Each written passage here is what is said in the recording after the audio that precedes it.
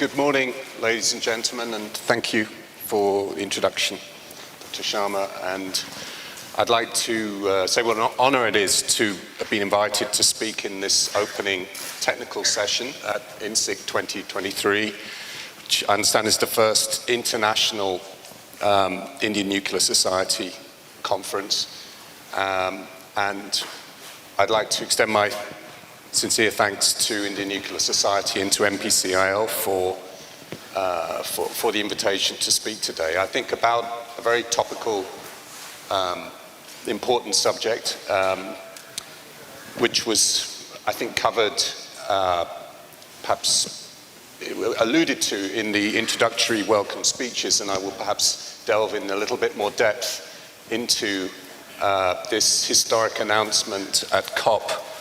Very timely because it's ongoing, to at least triple nuclear capacity by 2050. So I'm from the UK, but I work for World Nuclear Association, which is a global, is the international organization that supports the global nuclear industry. Yes, we represent industry, not governments. It's people, technologies, and enterprises. We facilitate business-to-business interaction to advance good practice. And we represent industry in the international forums that influence the industry's regulatory and policy environment. And our mission is simply to promote a wider understanding of nuclear energy. It's so fundamental to nuclear industry's progress and social license to build understanding of nuclear energy. And I'd like to commend the video that MPCR produced, which I think is exactly the type of outreach and explanation that we need to further our goals. So through producing authoritative information, developing common industry positions, and contributing to the energy debate. We have 200 members in over 40 countries. This just explains briefly the structure of World Nuclear Association, and I'm honored to have been appointed the new head of the Department of Membership and Business Development, which was created this September. And my role is to try and improve the value proposition for existing members and to potentially expand the membership base of World Nuclear Association. We think we have there is a fundamental role for a global industry organization to help support this tripling objective. And you can see some of our strategic objectives and pillars that support our mission. A very fundamental, I would say, value add that we provide to our 200 members are the exclusive forums. We bring our members together on a regular basis. We do it in person since, fortunately, we got over the COVID pandemic, but also we convene our members regularly virtually as well. And you can see there that the structure of our working groups that cover the really sort of key themes that will sort of underpin nuclear's progress. I'm going to be talking today in particular about, let's see if I can get the fuel report working group, which provides a very important reference for projecting supply demand for nuclear fuel. The latest edition looks out to 2040. I'm going to be looking at two groups in our nuclear deployment and value chain working groups. Firstly, Cordell, which is aiming to remove one of the roadblocks to an expansion of nuclear power, namely the very national-based system we have for licensing nuclear reactor designs and the sort of limited credit that's being given to analysis done by other regulators. I'm beginning looking at supply chain and long-term operation, clearly absolutely critical for a scaling up and speeding up of nuclear deployment is on time, on budget deployment of nuclear reactors. and the extended operation of the existing fleet. I'm also going to be talking about two working groups here in particular, which I think are critical. So workforce and talent development. We need to attract the brightest, and we need to, it's very important both for them to feel that they have a long-term career in nuclear and that they agree with the values that the nuclear industry represents. And also we need to retain them, because when I look at sort of the younger people coming into our industry, they are interested to experience different fields, and we want to keep them. We want to keep people in nuclear. We need people in nuclear to fulfill our objectives. I'll also be talking a little bit about ESG.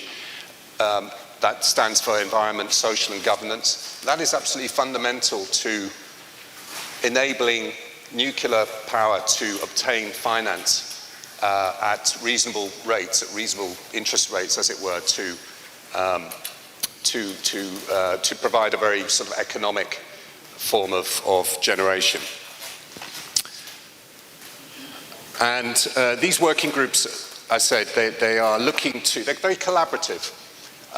So our membership includes companies that are normally in competition, and healthy competition is good, and global competition is good, because we need to encourage, competition encourages innovation, and it helps to bring, it encourages economies as well, certain amount of competition. And but in terms of the World Nuclear Association, we're looking to try and agree on common positions, and those we represent to bodies like the IAEA, where we observe, and we're also looking to do studies together so that we can determine the important trends in the market, whether it's to do with fuel or with equipment that will be needed to supply the future fleet.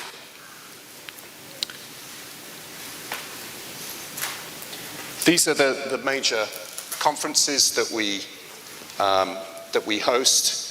We were delighted that Mr. Vinod Kumar, who is the station director at Kaiga, and I understand Kaiga has broken records in terms of uninterrupted operation, and Mr. Vinod Kumar was one of our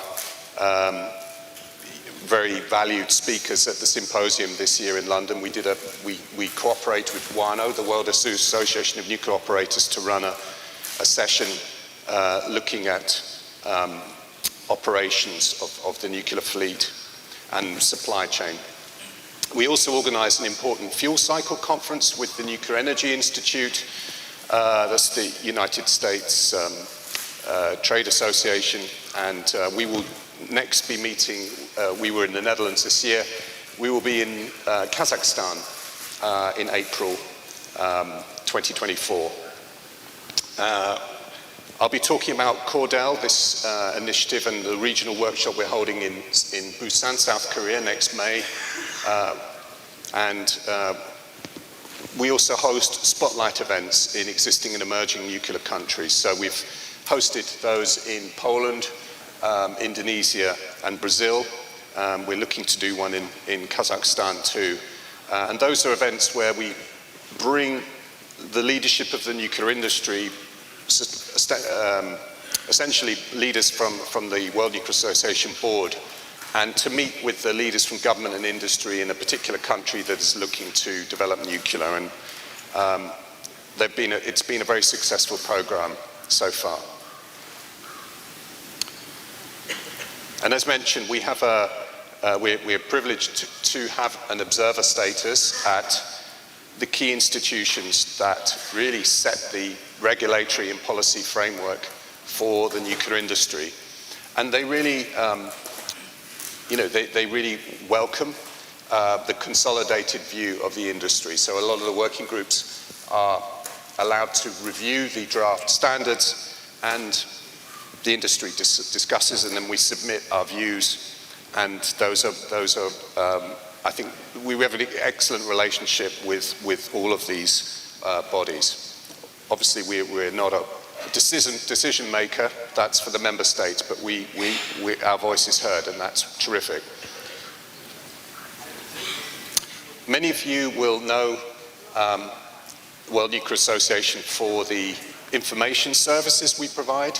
So we have around 200 information papers that we regularly updated, and those are sort of easily digestible papers that are really for the purpose of industry, but also for other stakeholders that need to understand aspects of nuclear energy. We also support World Nuclear News, which is our independent news arm, and has been running now for 15 years. And just the final part of this introduction about World Nuclear Association are the reports that we produce, and I'll be talking about the first two of those in more depth, the Nuclear Fuel Report and World Nuclear Supply Chain, that are important market-based analyses of the supply-demand for fuel and for the equipment, systems and component structures that needed for nuclear power plants.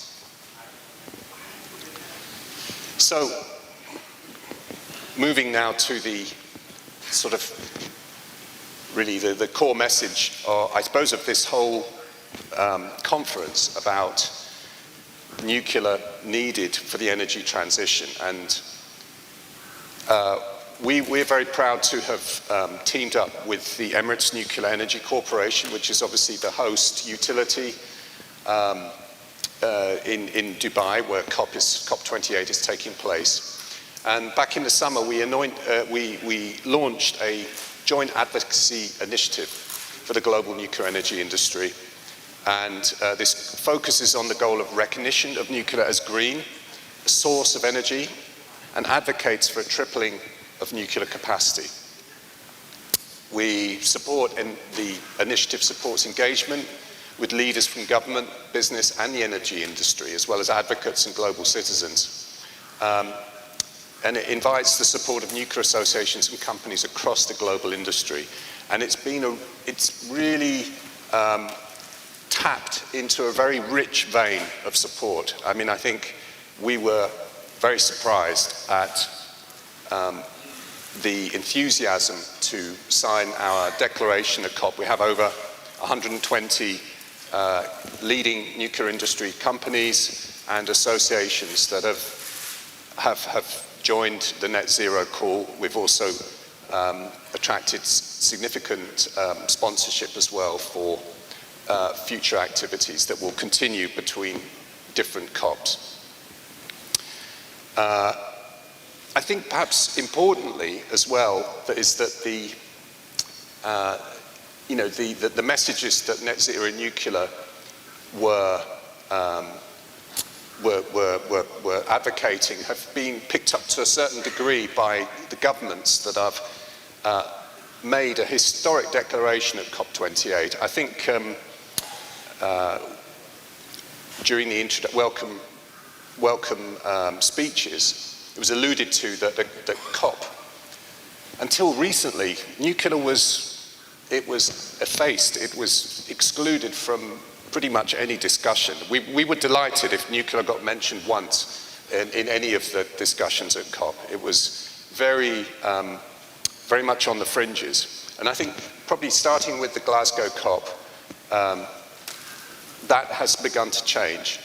And then we have really culminating in this very historic declaration, 22 countries, I think probably most prominently President Macron of France, but also leaders from 4 other G7 countries, Canada, UK, US and Japan, as well as countries such as South Korea and UAE that have backed this call. And it's not a cutoff. We're looking for the countries that have launched this are looking for other countries to back this declaration. And I know that India is planning to triple its nuclear energy by 2030. So that it certainly on a national level, it is in keeping with this call. I do want to emphasize, though, that this is how great, how big a challenge meeting this target will be. We mustn't underestimate. And I showed this slide taken from PRIS, really just to show how flatlined nuclear capacity has been over the last couple of decades. I mean, we saw a bigger increase in the 70s and 1980s, but then since then there's really been, I would say, there's been more actually increase in the amount of electricity, nuclear electricity generated, but in terms of capacity it's been a little bit stagnant. So we're talking about tripling capacity from approximately 400 gigawatts today to approximately 1,200 gigawatts by 2050. This is the scenario that's talked about. And actually just to say that it's not a call it's a call that's consistent with other scenarios, such as the IPCC 1.5 degree median scenario, calls for a similar capacity. And this actually translates into around 1,000 gigawatts of new build, because we expect a certain amount of the existing infrastructure to still be operating in 2050 based on the extended lifetimes that we're achieving. Tarapur, for example, was in its 6th decade, I believe. So, and this is the pattern, I think, throughout the world, particularly for light water reactors. And but currently the rate of new build in the world is under 10 gigawatts per year. So we're looking at really around 40 gigawatts per year for the next 25 years to meet this target. So it's a monument, it's a Herculean task, one would say. It really requires a lot of coordination. It needs enabling mechanisms from government. It could be achieved through gigawatt scale reactors. It could be achieved through SMRs, probably a mixture of the two. Another challenge probably will be fuel supply, and we see that. I think it's worth putting into context here, and that up to 2011 there was huge anticipation. When we had the previous nuclear renaissance, there was a lot of investment by the fuel cycle into new capacity, and of course there was a post the accident in Japan, there was reduced expectations, reduced capacity. So there has been overcapacity in the market, and I think the fuel cycle industry has been rightly quite cautious this time. They are excited about the renewed enthusiasm for nuclear energy, and they're certainly, the uranium producers are happy by the tripling, quadrupling of the price of spot price of uranium. They have a spring in their step when they come to our meetings now, which is, I guess, is nice to see, because they've had a difficult time. But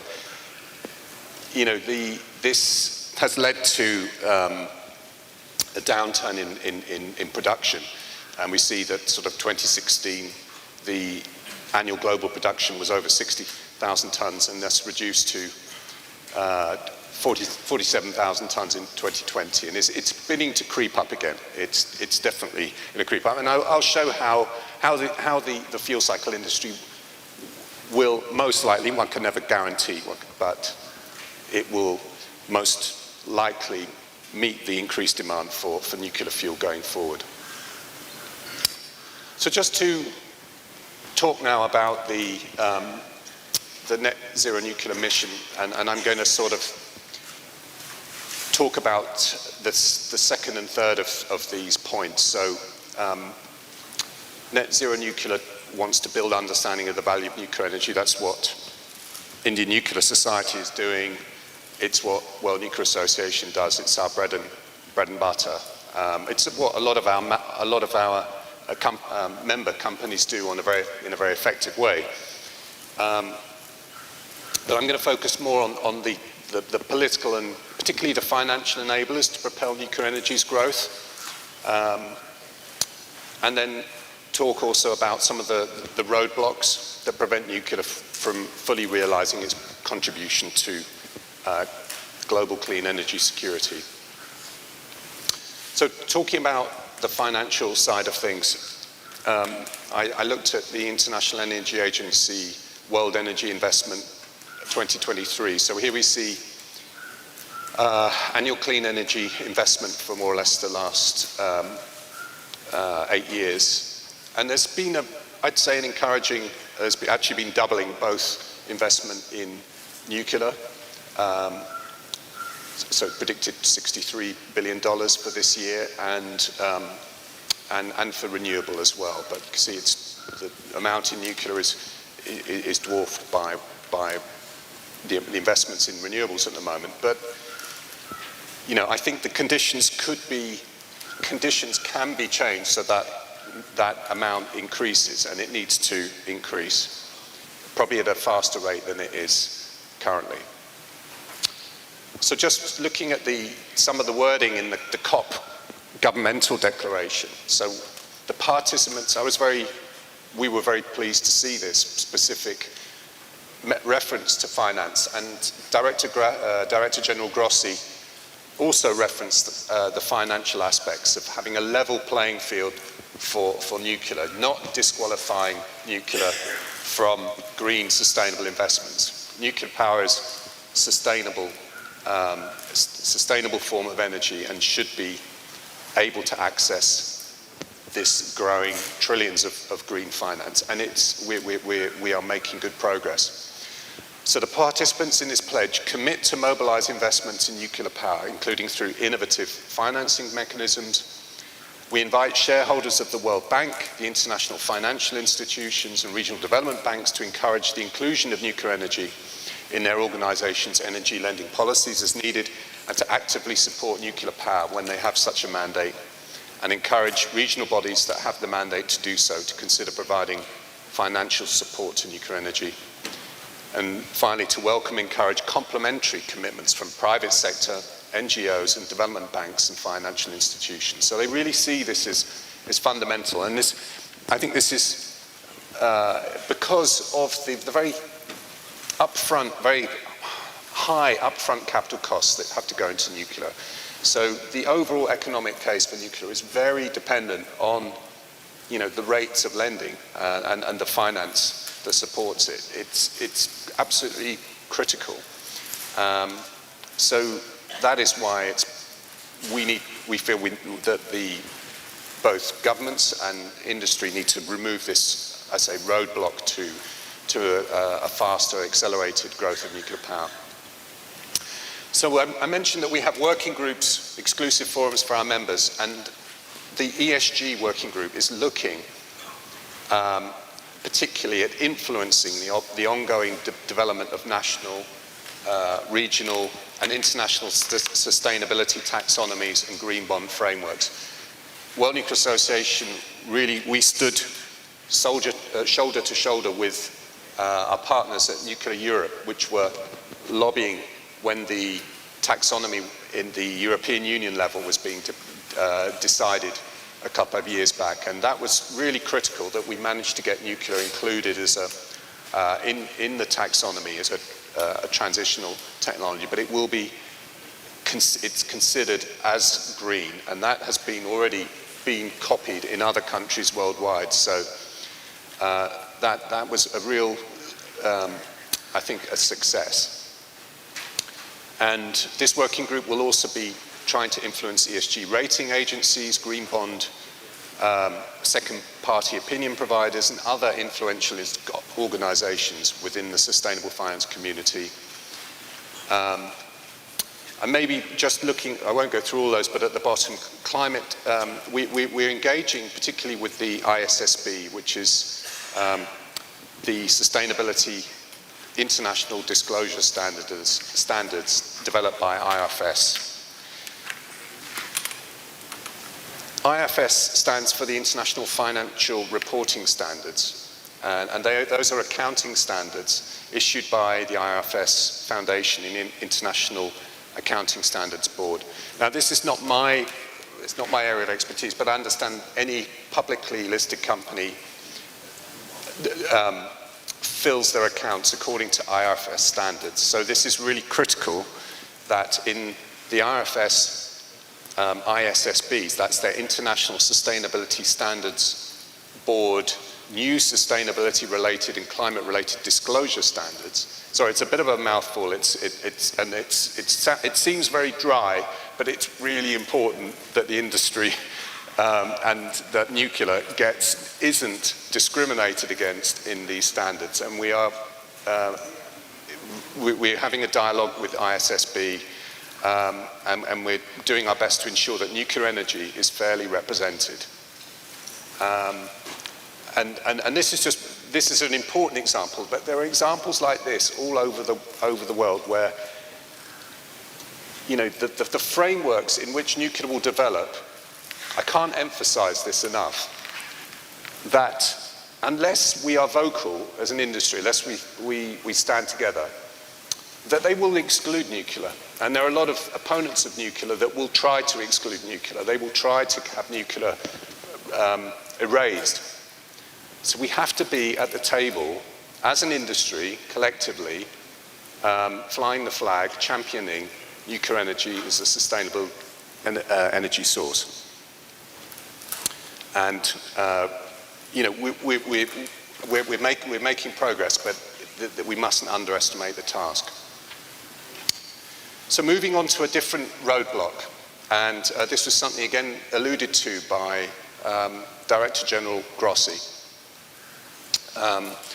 So currently, differences in nuclear regulations between countries mean that designs must be modified before they can be exported and imported. And, you know, a very sort of classic example of that is the EPR reactor, which is, we know it's being built in China and Finland.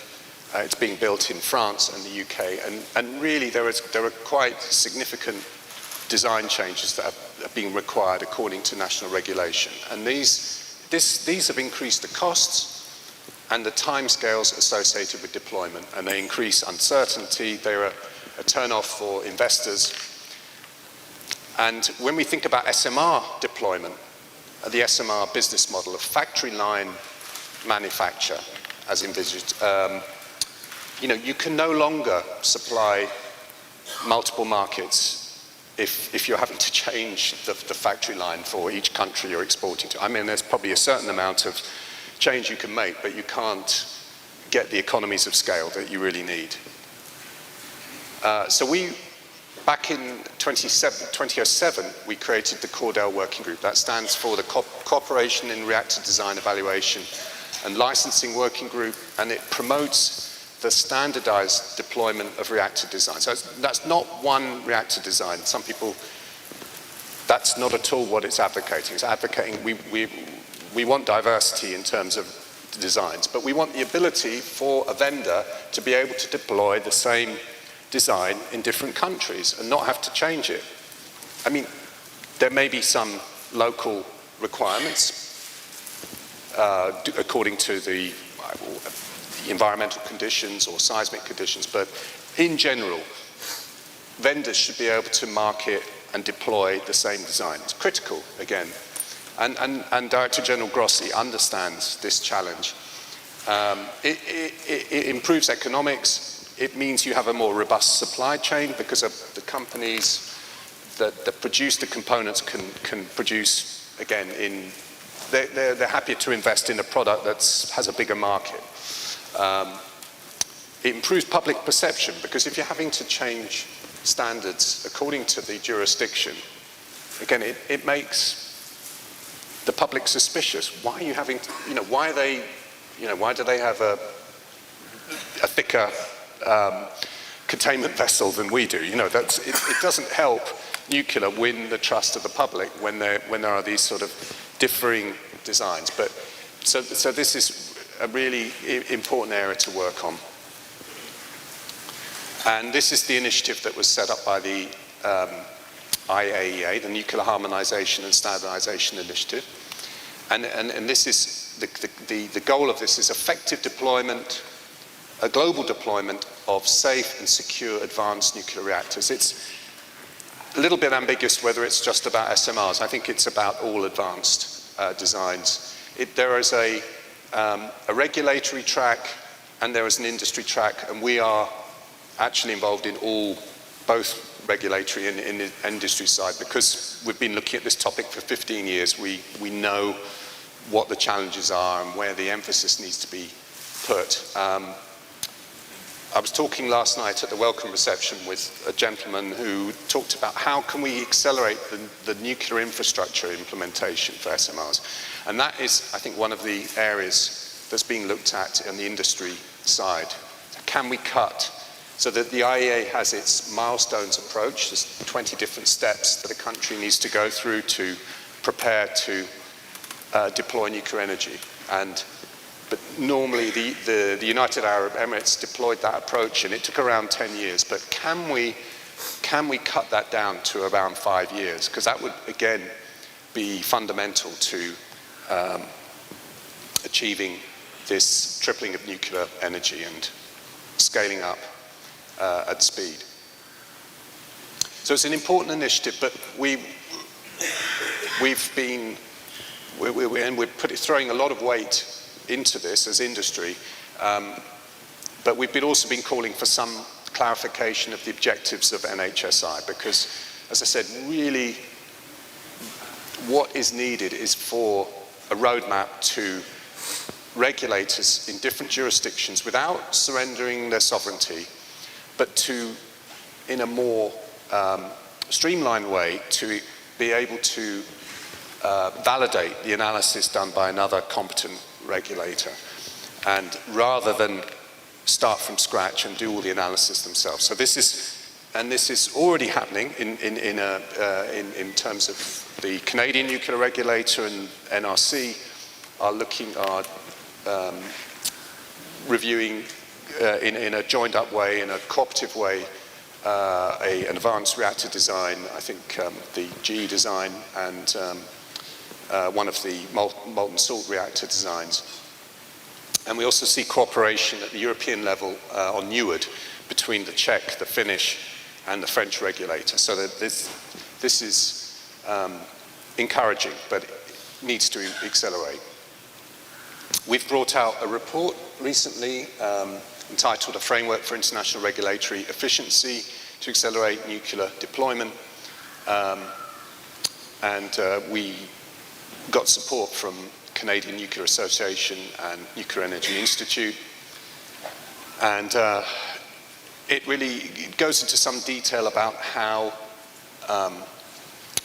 if you look on the right there, that how we can move toward from a near term. It shows some near-term objectives, and it shows where we need to go finally, where we get mutual validation, acceptance of regulatory assessments of reactor designs amongst national regulators. But a lot of work has to be done before in terms of identification of the areas in which a common set of requirements can be agreed. And then we don't think that harmonization of regulations at a detailed level is feasible, but the countries have sort of evolved in too varied a way. But there can be mutual recognition through understanding of how each regulator has reached its conclusions. And so that can be a kind of Rosetta Stone that could be set up that aligns national regulators on safety objectives. And I mentioned that there'll be a Cordell workshop, and I invite the Indian nuclear industry to come and attend that.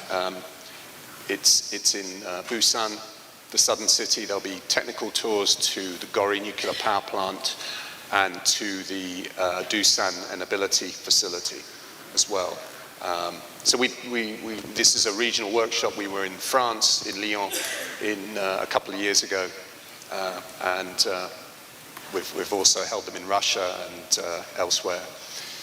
So do please join that. I think it's going to be a really important meeting. Turning now to fuel. This is a really good example of what World Nuclear Association does, bringing the industry together to conduct studies on important trends in the nuclear industry. And this report really it's been published since 1975, more or less every 2 years. And I guess if those of you, and I'll show a slide later, but if we look back at the early 1980s, there was a lot of new build around the world. There was quite rapid development of nuclear in France, in Japan, in the United States, almost 30 to 40 gigawatts of nuclear new build a year. And there was a little bit there was certainly some concern about whether we'd be able to fuel these billion-dollar investments. And so this is when decided that the industry, the producers and the utilities should come together to do some collective work to map out the potential supply and demand and supply and demand for nuclear fuel in its different components. And the report is still going to get today. We brought out an edition just 3 months ago, and let me just emphasize again how collaborative an effort is. 80 members took part. It was chaired by EDF and Convidine. We have one chair from the utility, one from a producer, and a really diverse set of subgroup chairs, because we have chapters on demand, on uranium, conversion, secondary supply, enrichment, fabrication. Those are the way the report is put together. I won't go into that now in detail, but just to say it's a lot of public information, but also questionnaires, and some of them very sensitive ones that go through a third party for aggregation, and that's all compiled by the Secretariat into this widely read and referenced report. Just looking at some of the findings of that 2023 report, which really align with this objective of tripling of nuclear power by 2050, there is a lot of good news and growing support for nuclear worldwide. We see in Canada, particularly in Ontario, decisions to, first of all, to extend the lives of the existing reactors, but also a potential 4.8 gigawatts of new reactors and SMRs as well. In the US, there is the Infrastructure Investment and Jobs Act is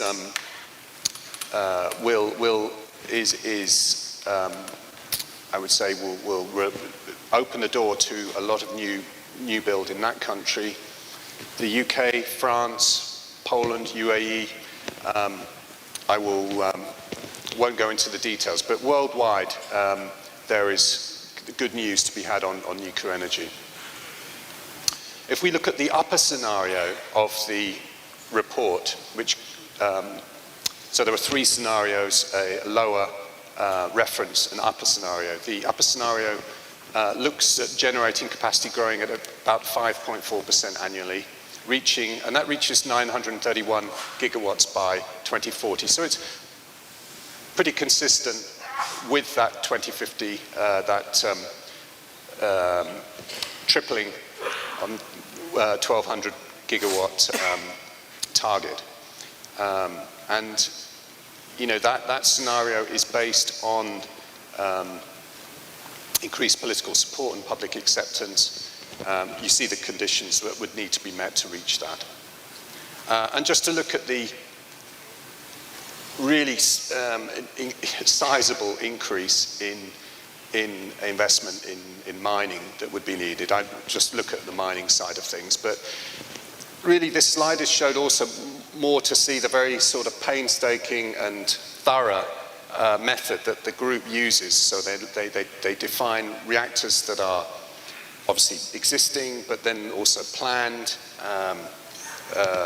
prospective, and also looking at unspecified supply, which could be the inventories that are being held by utilities.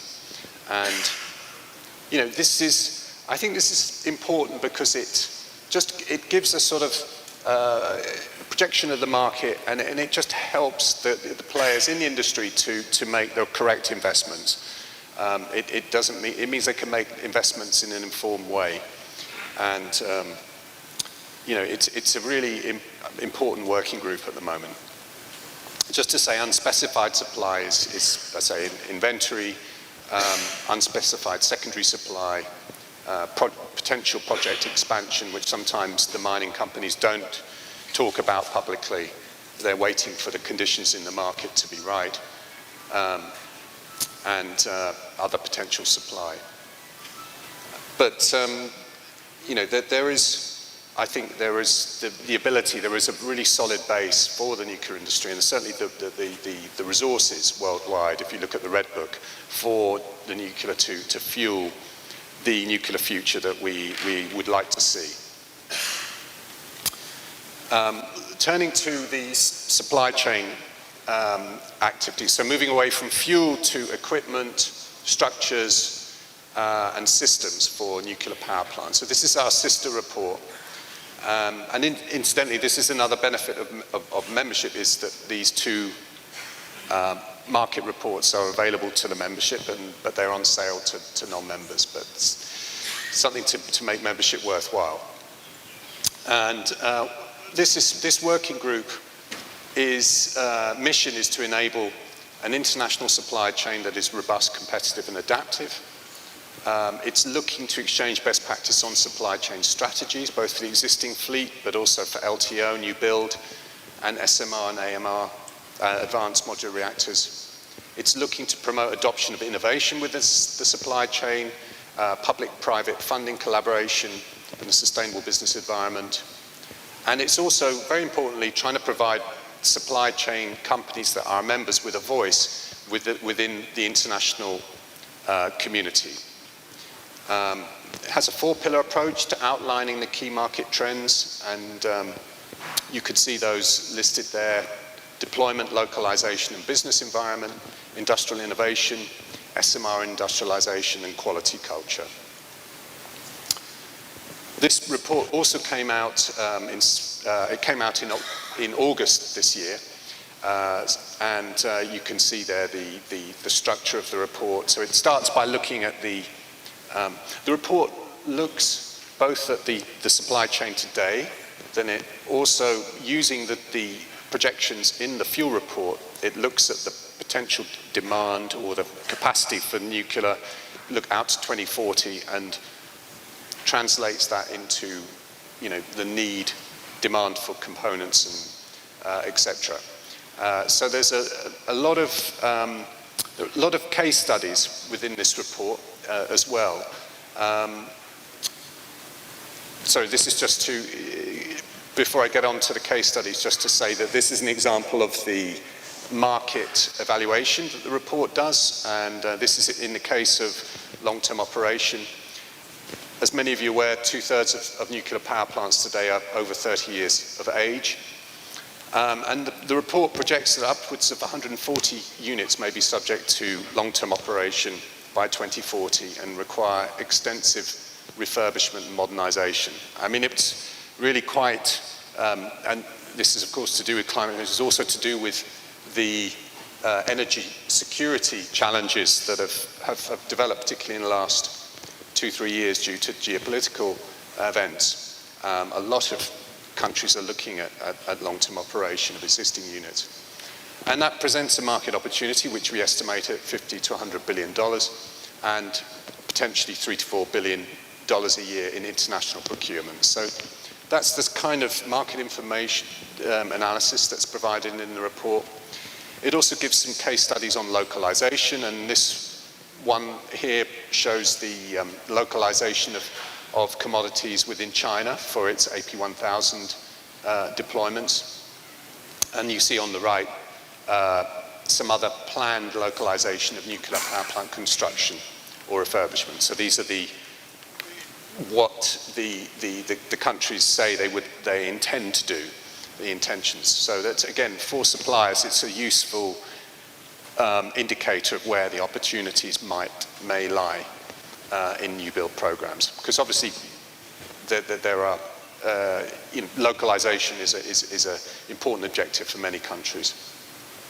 I say the report also goes into a lot of detail on quality. There are analysis of how the balance of requirements need to be spread in the supply chain. And it's obviously at the top tier, you need to have the fullest standards of nuclear safety and security culture, and then perhaps quality culture lower down the supply chain. But it's analyzed in some detail and discussed at working groups about meeting quality standards. Just to point out, we have had challenges in the nuclear industry in recent years in deploying nuclear on time and on budget, and we did produce a report around 5 years ago looking at lesson learning in nuclear construction projects. That's really available on our website. This group has already also produced reports on countering counterfeit, fraudulent and suspect items in the supply chain. And more recently, we've produced a report on advanced manufacturing of nuclear components. Again, these reports are free to access. Another event that I would like to promote particularly to companies here that are in the supply chain is a event that's taking place, a workshop that's being hosted by the OECD's Nuclear Energy Agency in Paris in March, 5th and 6th of March next year. And we're very proud to be part of the organizing committee and a partner in this event. And this is very much a workshop looking at looking at 4 areas: supply chain management, risks and challenges, what are the new challenges for small modular reactors, how to improve the quality of deliveries, and organization culture to enable safe and reliable delivery. And I think what's going to be really interesting is that there will be regulators from the, I think it's 24 OECD countries, nuclear regulators attending. And so it'll be about 50 regulators, 100 industry. If you're interested in attending, I would recommend to register soon, because I think it's going to be highly in demand, this event. There's obviously a lot of opportunities opening up for suppliers, and this is a great, I think, strategic opportunity to learn what the expectations are from regulators. So you'll be glad to hear, is the final area of my presentation, long presentation, and this is just looking at the area of talent and retention. A recent working group that we've created is called Workforce and Talent Development Working Group. This is tasked with identifying and addressing skills gaps in the industry, sharing successful strategies for building a resilient nuclear workforce, including talent attraction and diversity, equity, and inclusion strategies from within the sector and other industries, discussing the implementation of effective retention development and succession planning strategies, and looking at strategies to develop a proactive workforce and leadership pipeline. So I think it's going to be quite a sensitive group. It's quite new, but there is, I think, quite a lot of competition out there to attract the brightest and the best to companies around the world. So I think, like in our fuel group, there's going to be a certain amount of sharing, but there's going to be a certain amount of, some of the strategies are going to be, I think, people are going to be keeping some information close to their chest, but there needs to be a certain amount of collaboration in this area because the industry cannot, we need a pipeline of experts, we need to attract, I think the whole industry needs to attract professionals professionals that are inspired to devote their careers, as many of you have, to nuclear power.